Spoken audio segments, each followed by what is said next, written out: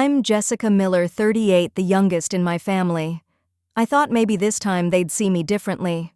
But nothing had changed. They made sure I sat at the far end away from everyone. Still, I had brought something they didn't expect. The scent of vanilla frosting and store-bought candles hit me as soon as I stepped through the front door. It should have felt warm, familiar. Instead, the air was heavy with a kind of cheer that didn't quite have room for me. My mother's laugh carried from the dining room, sharp, deliberate, the way she laughed when she wanted everyone to know she was in charge. I paused in the hallway, shifting the small gift bag in my hand. The ribbon I'd tied that morning now felt like an afterthought, out of place against the loud gold and silver streamers draped across the room beyond. Mark's voice cut through the chatter, animated and easy.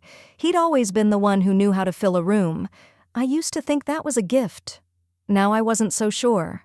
The dining room was crowded, everyone in their nice clothes glasses in hand. A long table groaned under the weight of food platters of carved turkey, glazed ham, mashed potatoes whipped to perfection. My seat, the one I'd always taken near the center, had been replaced with a tall floral arrangement. No one seemed to notice I was standing there. Aunt Carol glanced up from her conversation just long enough to give me a polite, almost startled smile. "Oh, you made it," she said, as if I'd wandered in uninvited. "Wouldn't miss it," I replied, my voice steady. My mother's gaze swept past me like a searchlight, skipping over something unimportant. "Coats go in the guest room," she said, already turning to refill someone's wine. "No hug, no happy birthday, just instructions." I slipped off my coat and made my way toward the back, catching fragments of conversation plans for summer trips, inside jokes about childhood moments I wasn't part of, even though they'd happened in the same house I grew up in. The sounds wrapped around me like a glass wall, close enough to hear, too far to touch. As I returned, I caught my father watching me from his place at the head of the table. His expression was unreadable, but he didn't say a word. That somehow was worse than open disapproval. I took the only open chair at the very end, near the kitchen door. The seat wobbled slightly, as if it too wasn't meant to be part of the main event. Linda leaned toward Mark to whisper something, and whatever it was made them both laugh. A fork clinked against a glass, drawing the room's attention, and Mark launched into a story about his latest real estate deal. He spoke with the ease of someone who knew no one would interrupt him. I forced a small smile, my fingers curling around the stem of my water glass. This wasn't new. The distance had been there for years, quiet and persistent, like a draft you stop noticing until it chills you to the bone.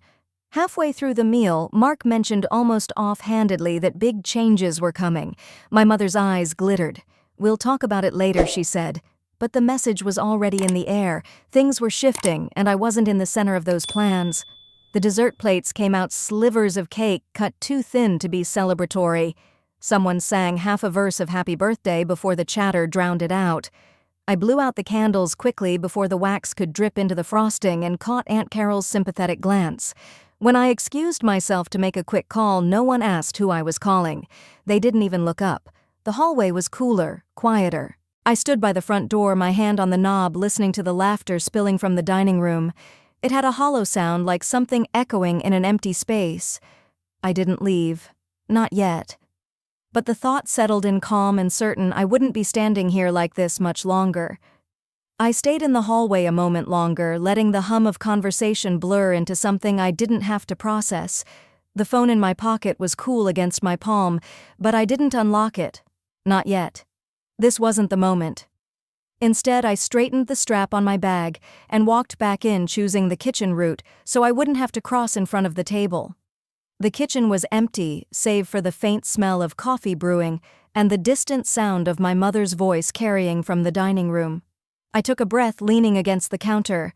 From here I could see them all, heads tipped back in laughter, hands gesturing mid-story. Not one head turned toward me.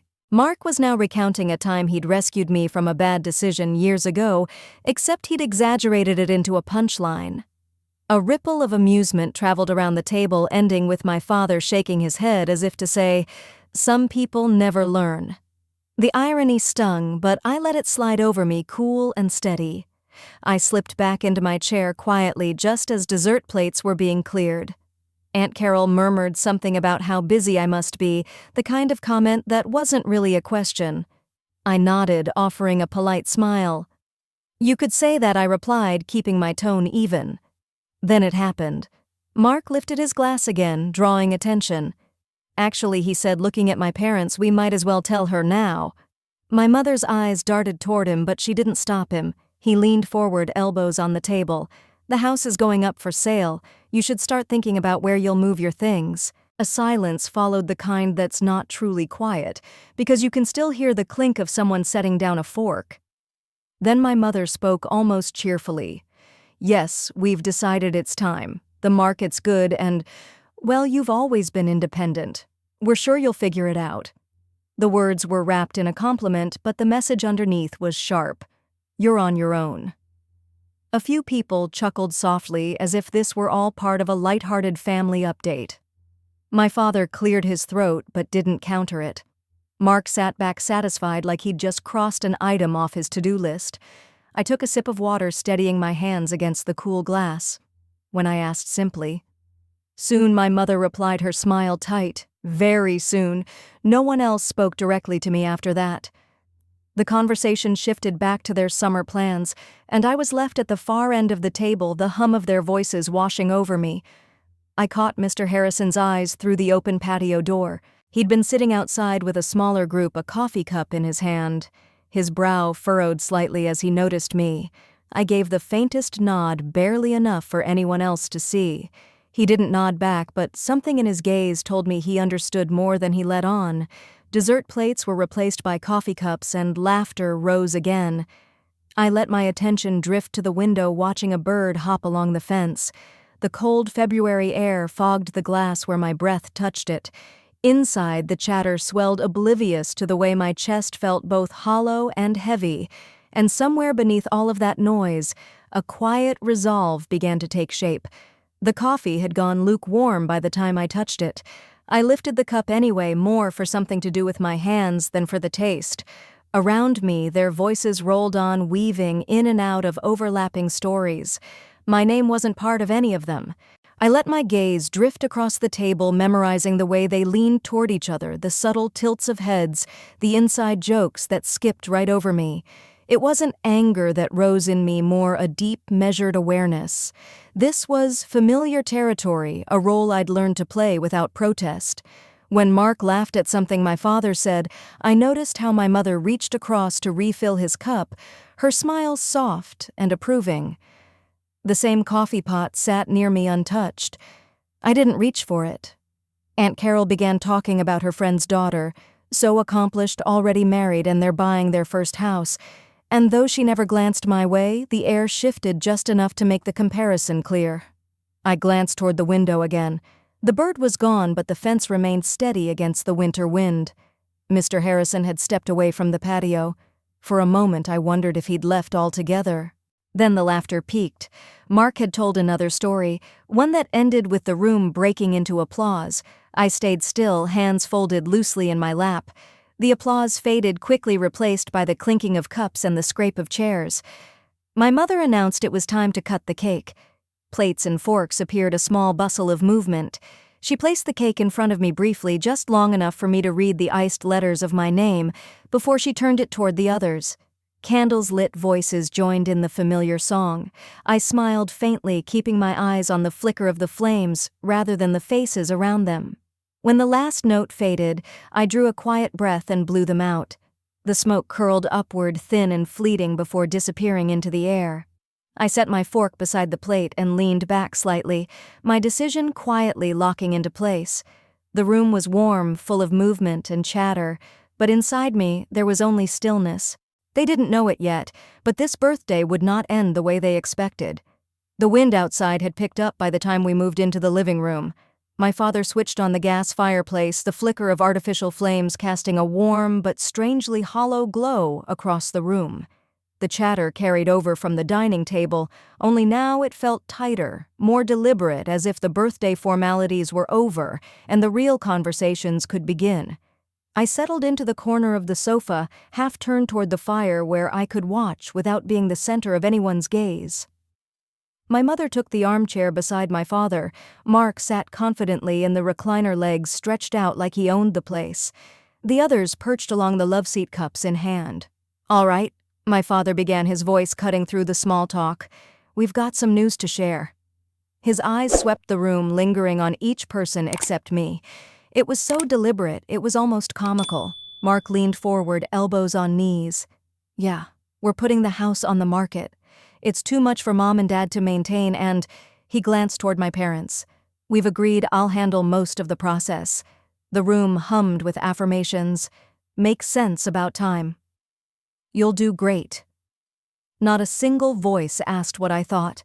I folded my hands in my lap, pressing my thumbs together to keep from fidgeting. The couch cushion beneath me felt firm, unmoving, like it belonged to someone else's home. "Of course," my mother added lightly, "it's time for everyone to start thinking about their own arrangements. We don't want anyone scrambling when the move happens." Her eyes found me then not warm, not hostile, just cool, expectant. It was the kind of look that carried a message without needing words. "You've stayed long enough." The silence after her comment stretched just a little too long. Someone coughed. Mark took a sip of his coffee. "I'm fine," I said simply, my voice steady. The words felt like a stone dropped into deep water. No splash, no ripple. Mark shrugged as if dismissing me entirely. "Good. That settled then." They moved on quickly, talking about potential buyers, the listing agent timelines. I stayed in my corner, nodding when appropriate, my eyes occasionally drifting to the window where the bare branches outside tapped lightly against the glass. At one point, Aunt Carol asked if Mark would keep the garden the same for the new owners. He laughed. "Depends on if they want to keep the old swing set." My mother joined in, reminiscing about when Mark and I were kids, though the stories she chose all featured him as the hero. I didn't correct her. I didn't remind her that I was the one who painted the swing set after a storm had stripped it raw. The memory wasn't worth offering into the air where it would be ignored. The conversation eventually circled back to me. In the most indirect way, my father mentioned that the guest room I'd been using would be converted into something useful for staging. "It's nothing personal," he said, glancing my way just long enough to make the words sting. "You understand?" "I understand," I replied and let the words hang there. Across the room, Mark reached for the property folder my mother had prepared, flipping through photos and floor plans. They spoke over each other with the easy familiarity of people who believed they were on the same team. From my seat, I could feel the weight of the house around me, the ticking clock in the hallway, the faint creak of the floor as someone shifted the hum of the refrigerator in the kitchen. All of it felt temporary now, as if I were already outside looking in. No one noticed when I stood up to refill my glass of water. No one paused when I passed behind them, the folder still open on Mark's lap. By the time I returned to my seat, the conversation had shifted again, but the message remained. This was no longer my home, and I knew then I wouldn't try to argue for a place in it. Dinner plates had been cleared, but the dining table still bore the faint rings from coffee mugs and the crumbs of a cake I never got to cut. My mother insisted the cake be just for the guests because it was a new recipe she wanted to try. She didn't say it outright, but her eyes had that glint, like she was drawing a subtle line between who counted as a guest and who didn't. I stayed in the living room as the others moved in and out, talking in pairs, swapping jokes, refilling drinks. The air was warm with the scent of cinnamon candles and the faint tang of wine. If you didn't know better, you might think this was an ordinary evening. But every word and laugh seemed to tighten around me as if I were the one silent chair at the table no one wanted to fill. Mark reappeared with a stack of documents, setting them on the coffee table with a little more force than necessary. "These are the listings I'm considering," he said, fanning them out like playing cards. My father leaned over, adjusting his reading glasses. "Looks good. Sarah, you probably don't need to worry about the details." He said it like a kindness, but it was a dismissal in plain clothes. I nodded, sipping my water. Of course. They dove into a lively debate about square footage, school districts, and buyer-friendly neighborhoods. I let their words wash over me, the hum of conversation, broken only by the occasional burst of laughter when Mark cracked a joke. Every time my mother's eyes softened toward him in a way I hadn't seen in years. At some point, Aunt Carol asked, "So Sarah, do you have any plans for where you'll go next?" Before I could answer, Mark cut in. "She'll figure it out. She's resourceful." It was delivered with the casual confidence of someone deciding for me. I met Aunt Carol's gaze and smiled faintly. I've always figured things out. The room quieted for just a moment, not from my words, but because my father had moved on to discussing the realtor's commission. I noticed the smallest shift in my mother's posture when Mark mentioned closing quickly. Her shoulders straightened, her smile sharpened. She wanted this done and soon. That's when I felt it, not anger, not even hurt, just a quiet clarity. This wasn't about logistics. This was about erasing me from the picture before anyone could ask why I wasn't in it to begin with. Mark's wife, Jenna, breezed in from the kitchen carrying a plate of cheese and crackers. She set it down next to the documents, glancing at me briefly before leaning toward Mark to whisper something. He chuckled, shaking his head. I caught Aunt Carol watching the exchange too, her brow faintly furrowed, as if she were piecing something together, but she didn't say a word. The rest of the evening unfolded in overlapping voices and shifting alliances. At times, I felt like I was watching a play where my role had been written out, yet I was still seated in the front row. When my mother suggested we take a family photo before everyone left, she handed the camera to me. "You take the best pictures," she said sweetly, lining up beside Mark and his wife. I framed the shot, the glow of the fireplace behind them. "Smile," I said softly. They did. And I pressed the button without stepping into the frame. No one noticed. When I set the camera down, I caught my reflection in the black screen of the television, present but absent.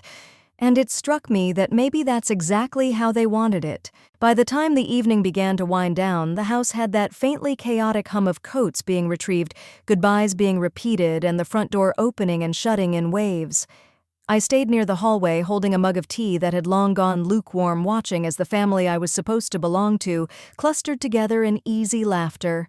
Mark was by the door, shaking hands with Dad's golfing buddy, promising they'd set up a tea time soon. My mother stood close, one hand on Mark's arm, the other gesturing toward the stack of property listings that still sat on the coffee table. Even as guests left, she kept returning to them, her eyes catching on certain details like they were already real. When most people had gone, the silence in the living room was heavier than before. Dad began stacking plates in the kitchen and Jenna slipped off to check her phone. I started gathering empty glasses from the side tables, but Mom intercepted me. "You don't have to do that," she said quickly. "We've got it." It wasn't about sparing me the work. It was about not letting me be part of the cleanup, like I wasn't part of the evening at all. I set the glass down without comment and moved toward the front door. My coat was still hanging there from when I arrived, untouched.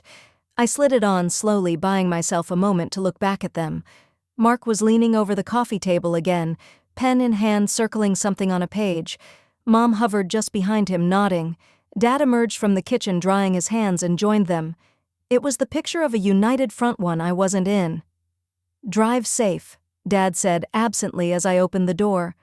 "Always," I replied, stepping into the cold.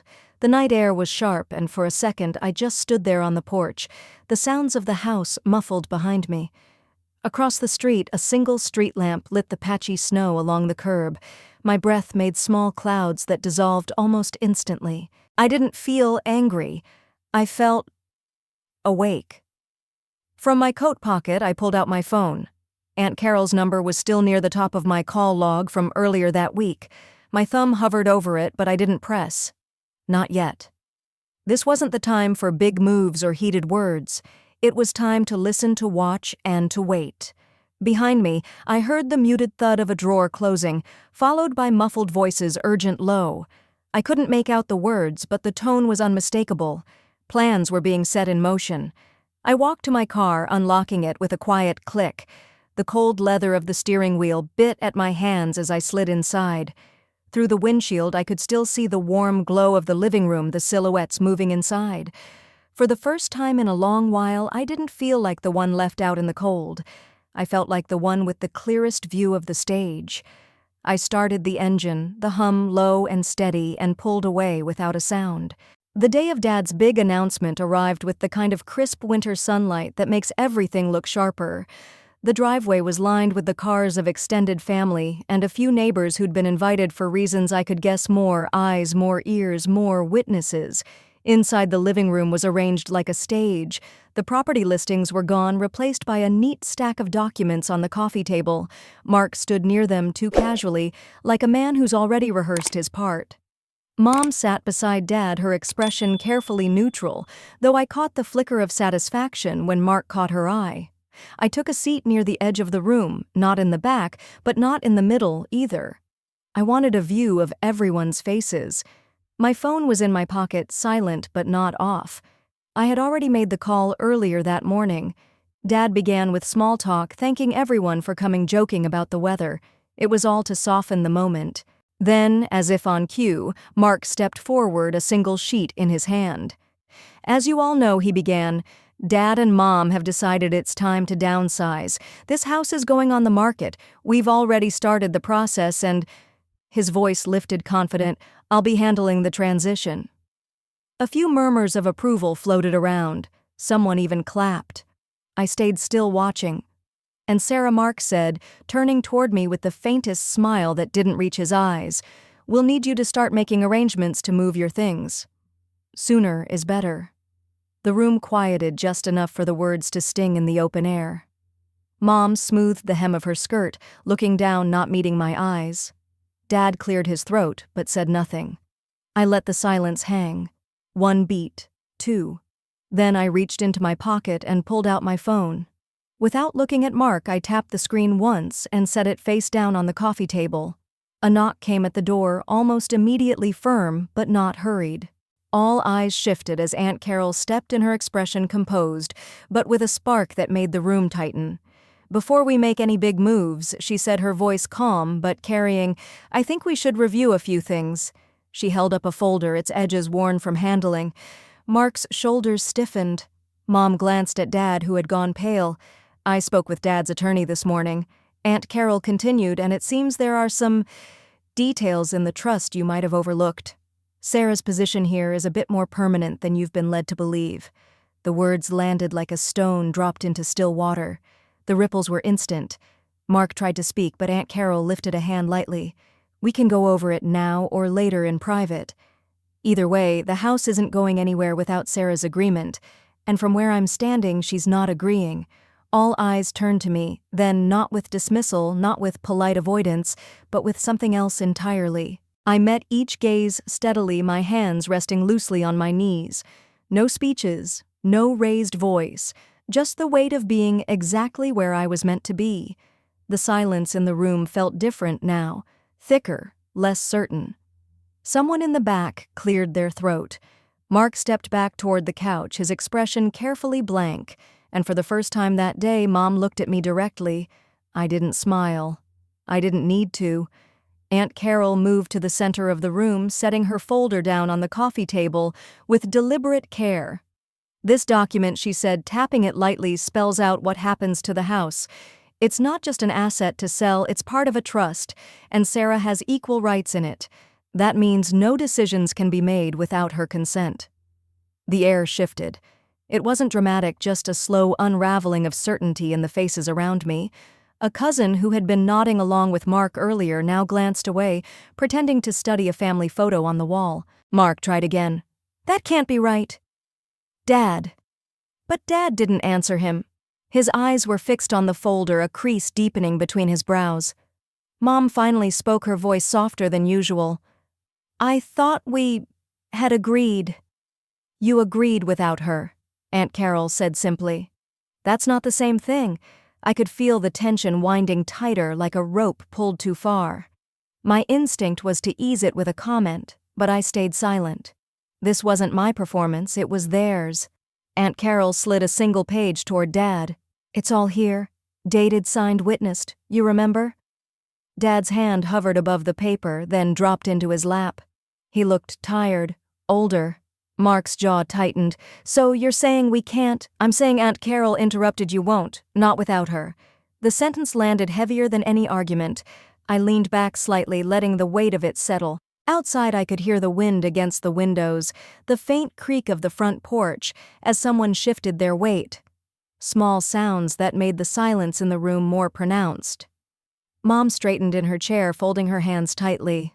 "Well," she said after a pause, Perhaps we rushed things." Her tone was controlled, but I caught the faint trace of something else. Was it regret or just calculation? Either way, it didn't matter. The shift had already happened. Aunt Carol gathered her papers, tucking them neatly back into the folder. "I'll leave a copy for you," she said, setting it beside me instead of on the coffee table. The choice wasn't subtle. Mark noticed. His eyes flicked to me, then away. For once, he had nothing to say. I glanced down at the folder, my fingers resting on its edge, then looked up at Aunt Carol. She gave me the faintest nod, the kind you give when the next move is yours. No one reached for a glass to toast now. The room that had been full of applause just minutes ago was wrapped in a strange quiet, like the moment before a snowfall. I didn't break it. A second knock sounded quieter, but it cut through the room. When the door opened, Mark Thompson stepped in snow, dusting the shoulders of his dark coat. He didn't shake off the cold or ask for pleasantries. He just set his briefcase on the console table and nodded once to me, then to Aunt Carol. The air tightened. Emily's smile faltered. "I was asked to stop by," he said, evenly, voice carrying without effort. "We'll keep this brief."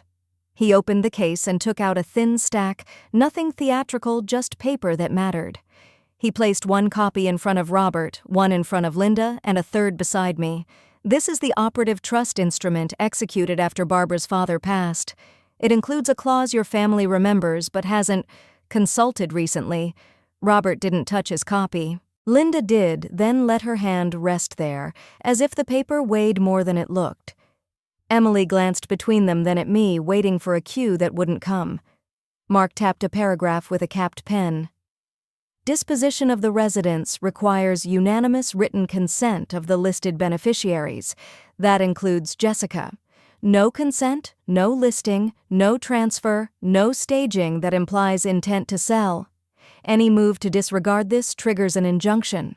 Silence, the kind that changes the temperature of a room." Emily cleared her throat. "This is our family home. We're just trying to do what's best for whom." Mark didn't raise his voice. He didn't need to. He turned a page. "There's also a protective clause. It was added so that the one who actually kept the house running wouldn't be pushed out by optics or louder opinions." His gaze slid almost casually to the mantel photos, the ones where I was always slightly out of frame. "It's a thoughtful clause." A chair leg ticked against the hardwood. Linda's fingers tightened on the trust. "No one is pushing anyone out," she said too carefully. "We assumed you assumed I would pack up and go," I said. The words were plain, not sharp. I let them sit where everyone could see them. Robert finally reached for the document. His eyes scanned the familiar signatures, my late grandfather's, the witness lines. He exhaled once, long and thin, like a leak from a tire you can't quite locate. "I remember," he said almost to himself. Across the room, a spoon slipped from someone's saucer and rang against a plate. Emily flinched. No one bent to pick it up. Mark closed his briefcase. "There's nothing to argue. Not today." He turned to me, not asking, just confirming. "Jessica." I met his eyes and gave a small nod. It felt less like permission and more like turning a key in a lock that had always been there. Aunt Carol slid her folder toward me so it lined up with Mark's copy, an easy, quiet alignment. She didn't smile, but her shoulders settled a fraction, as if a weight had moved to the right shelf. I stood. The motion was unhurried, deliberate. "If you need anything from my room," I said to my parents, "you can ask." I wasn't bartering. I was returning something they'd misplaced the practice of asking. Linda's mouth opened, then closed. Robert looked down at the paragraph again, as if the ink might have changed when he wasn't looking. Emily tried one last reach. "Jess, maybe we could revisit the timeline.